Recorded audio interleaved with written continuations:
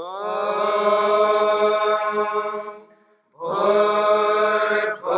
स्वः तत्सवितुर्वरेण्यं भर्गो देवस्य धीमहि धियो यो नः प्रचोदयात्।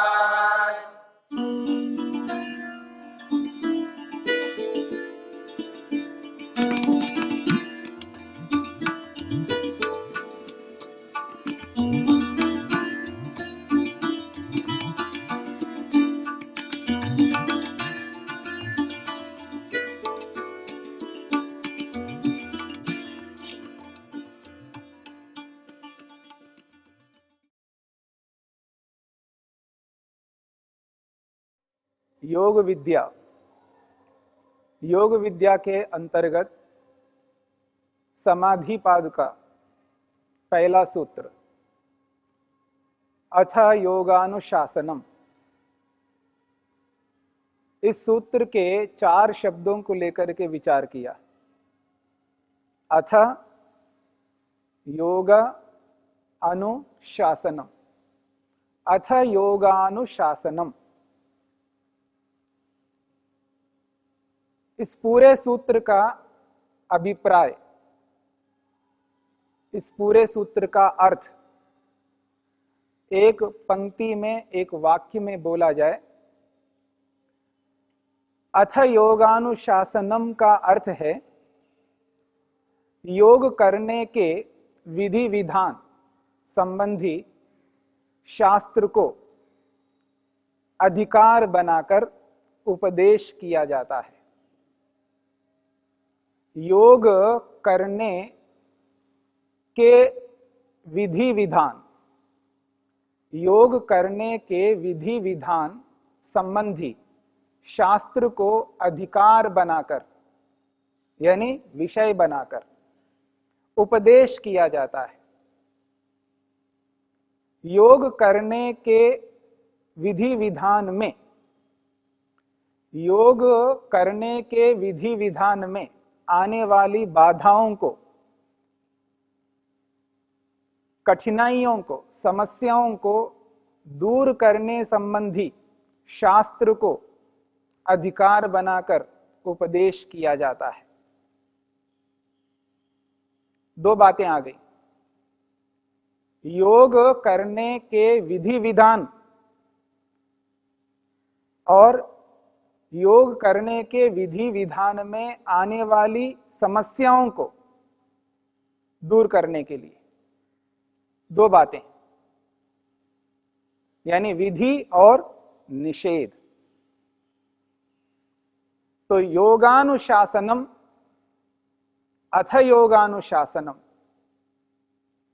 अथ योगानुशासनम का अर्थ हुआ योग करने के विधि विधान संबंधी और योग करने के विधि विधान संबंधी में, योग करने के विधि विधान में जो समस्याएं, बाधाएं आती हैं, उन बाधाओं को दूर करने संबंधी जो शास्त्र है, योग शास्त्र, उसको अधिकार, उसको क्षेत्र, उसको विषय बनाकर उपदेश किया जाता है। यह है अथ योगानुशासनम।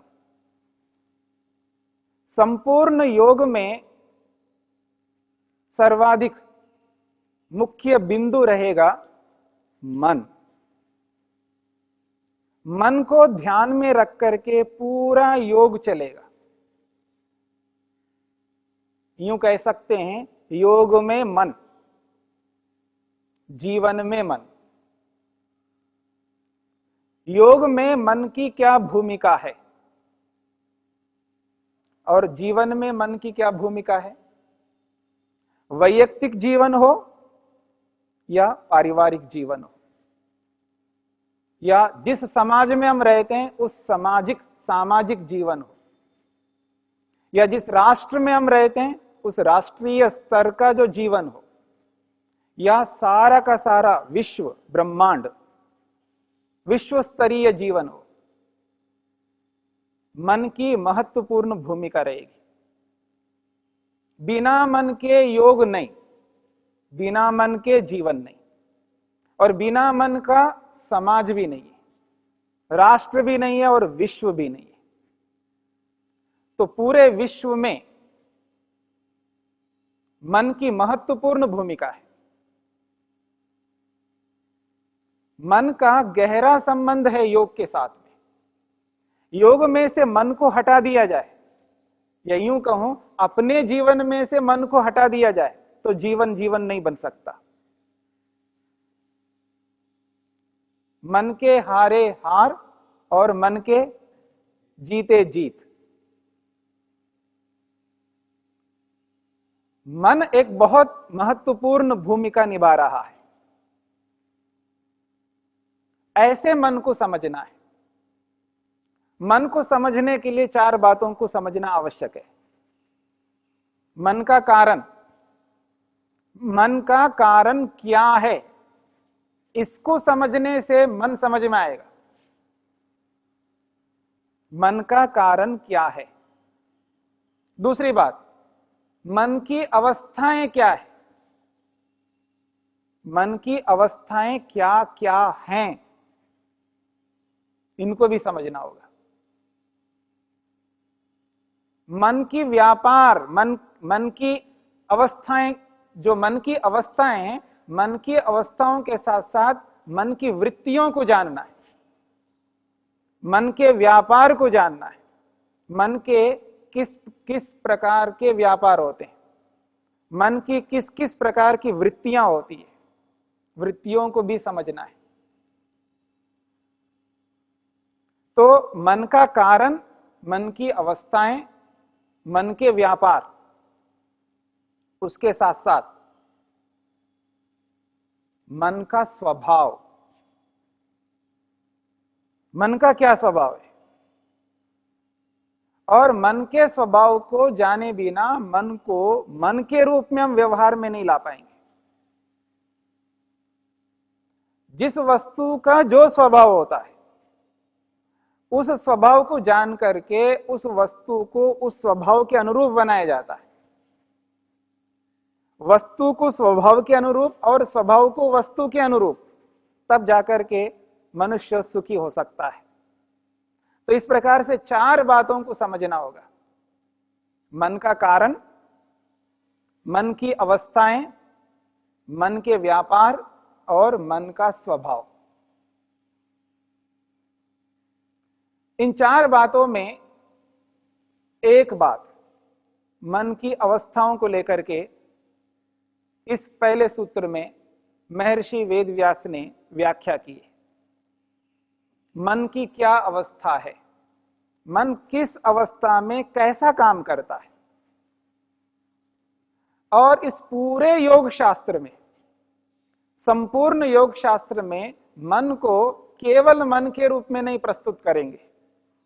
कहीं पर मन को चित्त के रूप में प्रस्तुत करेंगे, कहीं पर मन को प्राज्य शब्द से प्रस्तुत करेंगे, कहीं मन को बुद्धि शब्द से प्रस्तुत करेंगे। यानी संपूर्ण योग शास्त्र में, जितना बड़ा योग शास्त्र है, उस पूरे योग शास्त्र में मन को कई बार मन के रूप में प्रस्तुत करेंगे और कई बार बुद्धि के रूप में प्रस्तुत करेंगे और अनेक बार उसको प्राज्य शब्द से प्रस्तुत करेंगे और चित्त शब्द से भी प्रस्तुत करेंगे। चित्त कहो, मन कहो, बुद्धि कहो और प्राज्ञ कहो, इन 4 शब्दों का अर्थ एक ही है, जिसको हम मन कहते हैं। और मन शब्द से सभी लोग जानते हैं, परिचित हैं। सभी लोग परिचित हैं मन क्या है, पर उसी मन को कहीं चित्त शब्द से भी कहेंगे। तो इस बात को समझना है, जब चित्त शब्द से कहा जा रहा है तो मन समझना है, कहीं प्राज्ञ शब्द से कहा जा रहा है तो मन को समझना है, कहीं बुद्धि शब्द से कहा जा रहा है तो भी मन को समझना है। तो योग शास्त्र में मन, योग में मन, जीवन में मन। मन को मन क्यों कहते हैं? आखिर मन को मन क्यों कहते हैं? महर्षि दयानंद सरस्वती ने ऋग्वेद के भाष्य के अंतर्गत ऋग्वेद के मंत्रों की व्याख्या के अंतर्गत एक मंत्र आता है जो कि ऋग्वेद का अंतिम सूक्त है, अंतिम विषय है, संगठन सूक्त।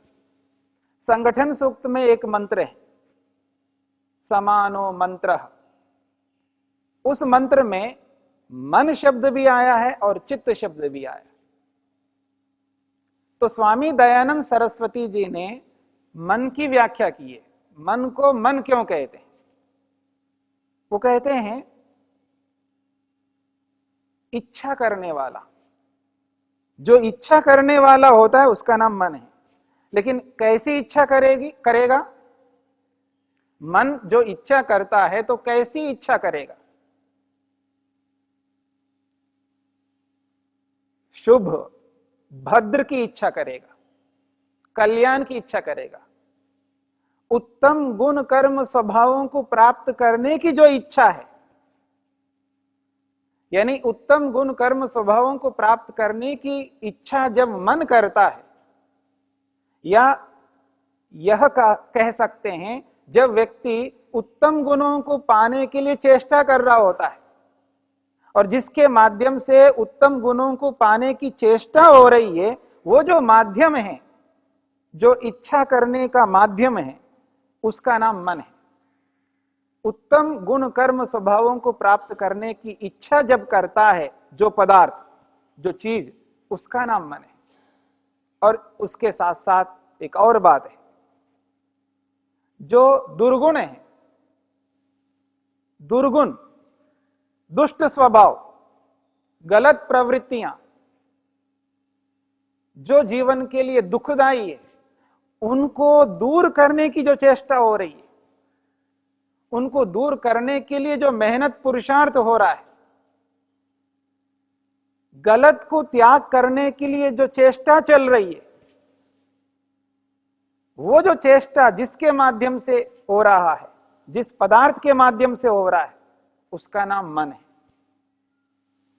और इन दोनों बातों को दो शब्दों से कह सकते हैं।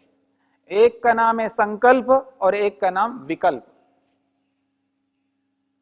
जिस पदार्थ से संकल्प हो रहा है, जिस पदार्थ से विकल्प हो रहा है, उसका नाम मन है। यानी मन को मन इसलिए कहते हैं क्योंकि वो संकल्प करता है और वो विकल्प करता है। संकल्प का अर्थ उत्तम गुण कर्म स्वभावों को प्राप्त करना है। उत्तम गुणों को प्राप्त करने की इच्छा का नाम संकल्प है।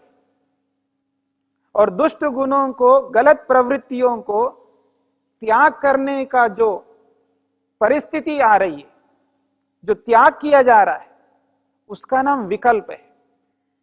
वो जो विकल्प है, जिस विकल्प में दुष्ट गुणों को त्याग किया जाता है, उस विकल्प को और उस संकल्प को करने का जो माध्यम, साधन है, जो पदार्थ जिसके माध्यम से ये हो रहा है, उसी का नाम मन है।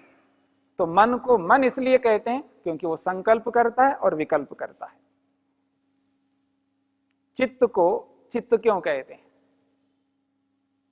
क्योंकि मन को ही चित्त के रूप में प्रस्तुत किया जा रहा है। पदार्थ एक ही है, एक वस्तु के अनेकों नाम हो सकते हैं, अनेकों। और इस बात को सभी जानते हैं। एक व्यक्ति है, वो पिता बनता है, वो भाई बनता है, वो अध्यापक बनता है, वो और कुछ बनता है। व्यक्ति एक ही है। कहीं पिता शब्द से उस व्यक्ति को बुलाया जा रहा है, उसी व्यक्ति को भाई शब्द से बुलाया जा रहा है, उसी व्यक्ति को पुत्र शब्द से बुलाया जा रहा है। व्यक्ति तो एक ही है, इस बात को सभी जानते हैं। एक व्यक्ति के अनेक नाम होते हैं। ठीक इसी प्रकार यहां पर मन एक ही है, पदार्थ एक ही है, उसके अनेक नाम है। तो कहीं पर उसको मन कहा जा रहा है क्योंकि संकल्प विकल्प करता है, और कहीं उसको चित्त कहा जा रहा है। तो चित्त को चित्त क्यों कहा जा रहा है? क्योंकि जिस शब्द से जिस व्यक्ति को हम पुकारते हैं और जिस शब्द से पुकारते हैं, उस शब्द का व्यवहार उस व्यक्ति में होता है, तभी उस व्यक्ति को उस शब्द से हम पुकारते हैं, और इस बात को सभी जानते हैं। तो चित्त को चित्त इसलिए कहते हैं, महर्षि दयानंद कहते हैं, वो स्मरण करता है, याद करता है, वो पूर्वापर को याद करता है। जो भी हमने देखा, जो भी हमने जाना, जो भी हमने समझा, जब से हम होश में आए, जब से हम लोगों को यह पता लगा मैं हूं, मैं कुछ करने वाला हूं, उसको हम जानते हैं, उसको स्मरण करते हैं, याद करते हैं। कौन ऐसा मनुष्य है जो याद नहीं करता हो? कौन ऐसा मनुष्य है जो याद नहीं करता हो? पागल व्यक्ति भी याद करता है। हां, पागल व्यक्ति भी याद करता है, यानी सभी याद करते हैं। तो ये याद जिससे करते हैं, जिसके माध्यम से स्मरण करते हैं, स्मरण करने का जो साधन है, उसी का नाम चित्त है। चित्त को चित्त इसलिए कहते हैं जिससे हम स्मरण करते हैं। और इसी मन को, इसी चित्त को बुद्धि से भी कहते हैं। यानी मन को, चित्त को बुद्धि शब्द से भी कहा है योग में। मैं योग की बात कर रहा हूं।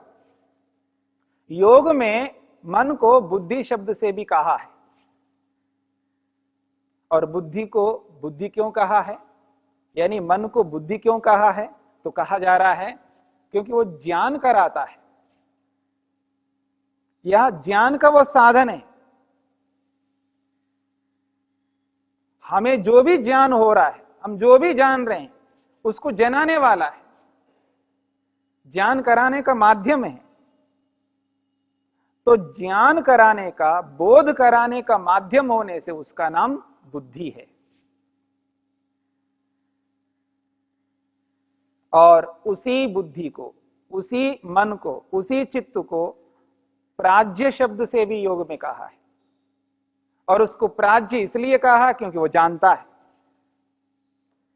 मेरा मन जानता है, सब लोग बोलते हैं इस बात को, सभी बोलते हैं, देखो जी, मेरा मन जानता है मैं क्या हूं। मेरा मन जानता है मैं क्या हूं, वो जानता है। याद रखना, पहले मन जानता है, बाद में आत्मा को बोध होता है। मन जानता है, ज्ञान आता है पहले मन में, बाद में आत्मा को होता है। इसकी चर्चा मैं आगे करूंगा आपके सामने।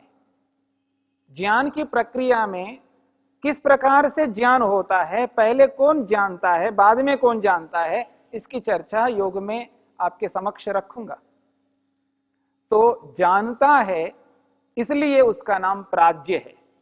जो जानता है वो प्राज्य होता है, यानी जानने वाला होता है। तो एक वस्तु के चार नाम हुए। पहला नाम मन, दूसरा नाम चित्त, तीसरा नाम बुद्धि और चौथा नाम प्राज्ञ।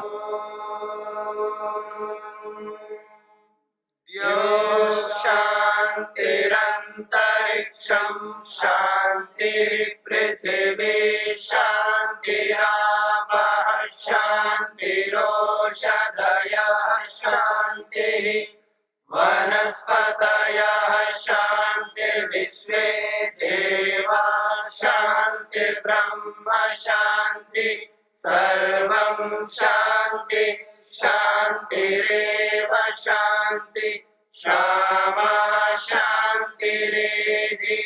ओम शांति शांति शांति।